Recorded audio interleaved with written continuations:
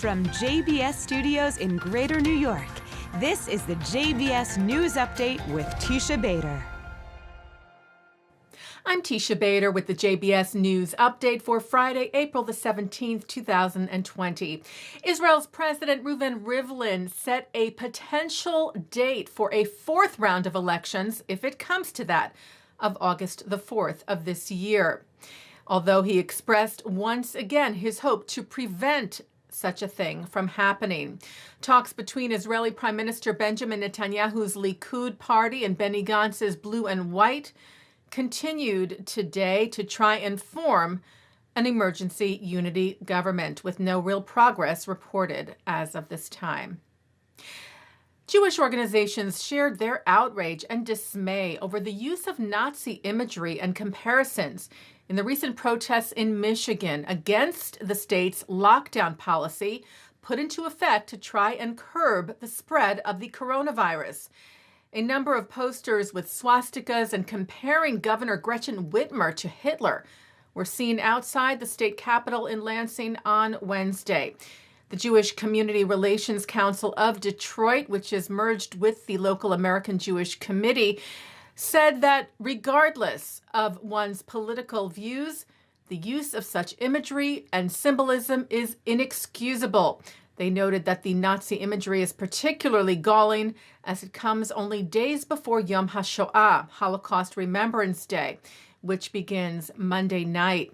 B'nai B'rith International tweeted, "We are disappointed to see some protesters of Michigan's stay-at-home order are using Nazi imagery. The use of Nazi wording and imagery undermines the unique horrors of the Holocaust."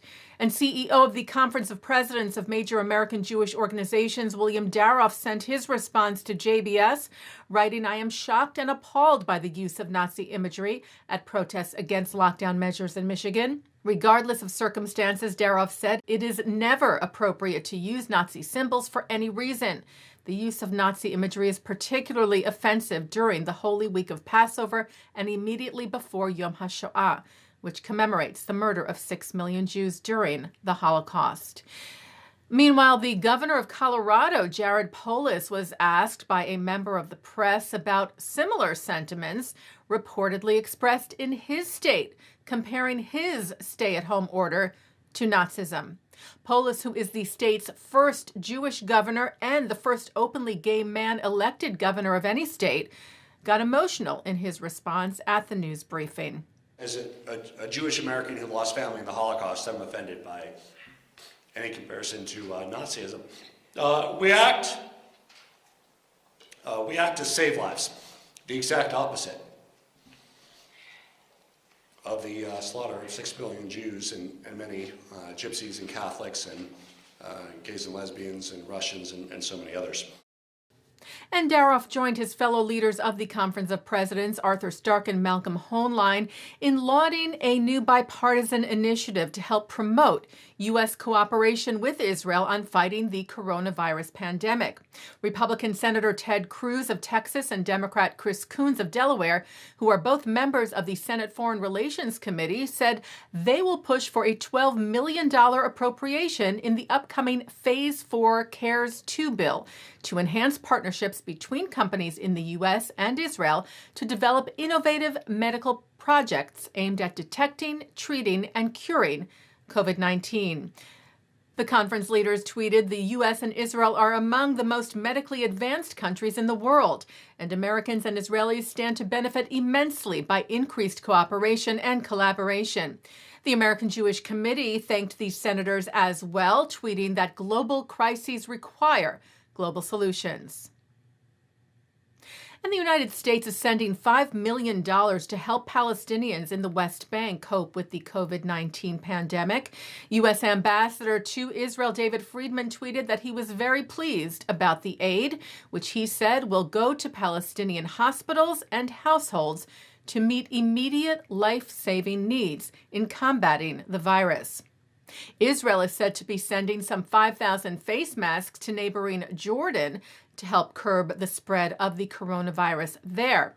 Editor-in-chief of the Jerusalem Post reported the story, saying the effort will be overseen by the IDF. Well, Jewish astronaut Jessica Meir is back on Earth. Meir, whose late father was Israeli, her mother Swedish, was one of 2 NASA astronauts and a Russian cosmonaut who safely returned from the International Space Station today, landing in central Kazakhstan early this morning. After, of course, being told about the coronavirus and upon her departure from space, Meir said it would be hard to not hug family and friends upon her return, saying at the time, "I think I will feel more isolated on Earth than here." Back in March, if you recall, Meir had shared pictures of Tel Aviv from space and reflected on the COVID-19 pandemic. She wrote, "Gazing down at the city in which my father was raised, I take to heart one of his most uttered expressions, 'This too shall pass.' Wise words to remember in both good times and bad," adding the hashtag #EarthStrong. Taking a look now at our programming for tonight on JBS for Friday, April the 17th. Kabbalat Shabbat services from the Hampton Synagogue are coming up at 5:20, followed by live services from New York City's Central Synagogue. Then it's a concert from Nefesh Mountain. At 8, David Gregory and Erica Brown discuss faith at the 92nd Street Y. At 9, it's the documentary Hate Spaces, The Politics of Intolerance on Campus. At 10:20, Kabbalat Shabbat in an encore presentation, and then coming up right after this newscast, a look at this week's Torah portion. And that's the JBS News Update for Friday, April the 17th, 2020. I'm Teisha Bader. Stay healthy, stay well. Shabbat Shalom.